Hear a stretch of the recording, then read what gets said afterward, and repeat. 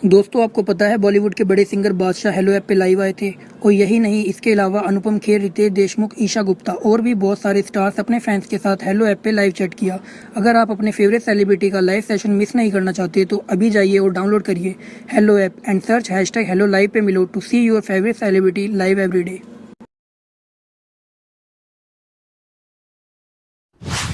रमा अपने बेटे चंदन के साथ चतरपुर गांव में रहती थी। चंदन एक खूबसूरत नौजवान था। गांव की सारी लड़कियां उसे बहुत पसंद करती थी। एक दिन चंदन पर शिवानी की नजर पड़ी और उसे चंदन से पहली नजर में ही प्यार हो गया। चंदन को भी शिवानी बहुत पसंद आई। कुछ ही दिनों में उनकी शादी हो गई। शिवानी की एक सच्चाई ये भी थी कि वो एक इच्छाधारी नागिन थी। रमा को चंदन की ये बात पसंद नहीं आई कि उसने अपनी मर्जी से शादी की, इसलिए रमा शिवानी को पसंद नहीं करती थी।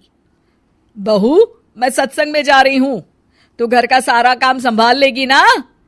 जी सासू माँ, आप चिंता मत कीजिए, आप आराम से सत्संग में जाइए, मैं घर का सारा काम कर लूंगी।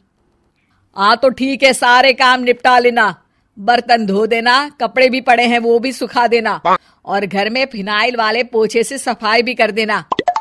और ये देख, ये बाजार से सामान की लिस्ट लिखी है, उसे भी ले आना।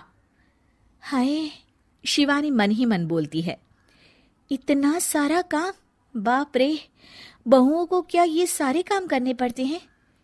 रमा सत्संग के लिए चली जाती है।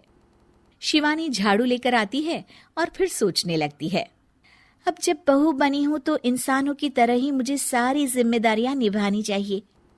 पहले मार्केट जाकर सामान ले आती हूँ, फिर घर का काम कर लूंगी। शिवानी इच्छाधारी नागिन होने के बावजूद भी अपनी शक्तियों का इस्तेमाल ना करते हुए घर का सारा काम खुद ही करने में लग जाती है। थोड़ी देर बाद उसे बहुत थकान महसूस होती है। उफ़ो, एक बहू को इतना सारा काम करना पड़ता है। इसका पता होता तो कभी शादी ही नहीं करती। बाप रे। घर के काम करते करते उसकी कब आंख लग जाती है उसे पता ही नहीं चलता। शाम को जब उसकी सास के आने का वक्त हो जाता है, दरवाजे की घंटी बजती है और शिवानी की नींद टूट जाती है। ओह, मम्मी जी तो आ भी गई और अभी तो आधा काम पड़ा हुआ है। मैं सासू माँ को क्या मुंह दिखाऊंगी। ओफो, क्या करूं? एक काम करती हूँ, अपनी शक्तियों का इस्तेमाल कर ही लेती हूँ। शिवानी घर का सारा काम अपनी जादुई शक्तियों से खत्म कर लेती है और फिर दरवाजा खोलती है। अरे बहू, तुझे इतना वक्त क्यों लगा दरवाजा खोलने में? माफ कीजिएगा सासू माँ, मैं सो गई थी। ओह, तो तू सो रही थी। फिर जो काम मैंने तुझे दिए थे वो तो हुए नहीं होंगे। सब कहने की बातें होती है। रमा घर में आती है और देखती है कि सारे काम हो चुके हैं। वो एकदम चौंक जाती है। अरे, इसने तो सारे काम कर दिए, वो भी इतने अच्छे से। ये इंसान के भेस में कोई चुड़ैल तो नहीं है? अब क्या हुआ सासू माँ, आप क्या सोचने लग गई? अब कुछ नहीं। चलिए खाना खा लेते हैं। अगले दिन शिवानी रसोई में काम कर रही होती है, तभी वहां उसकी सास आ जाती है। बहू, आज ना मेरी कुछ सहेलियां आने वाली है, तुम कुछ अच्छा सा बना देना उनके लिए खाने में। अब जी मम्मी जी। रमा के जाने के बाद शिवानी अपनी जादुई शक्ति से सारा काम कर देती है। शाम को रमा की सारी सहेलियां आती हैं।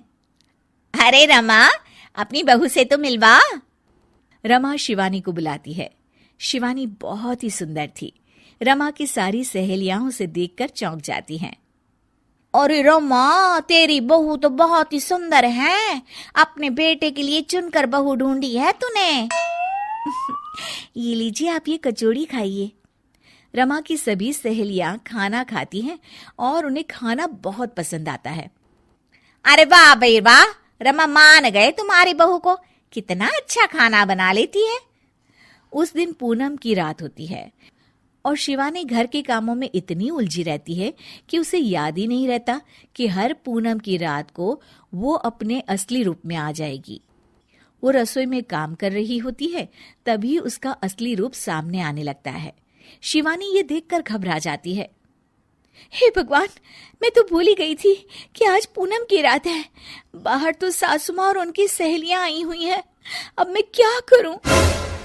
क्या शिवानी का राज सबके सामने खुल जाएगा? जानने के लिए देखिए इच्छाधारी बहू पार्ट 2।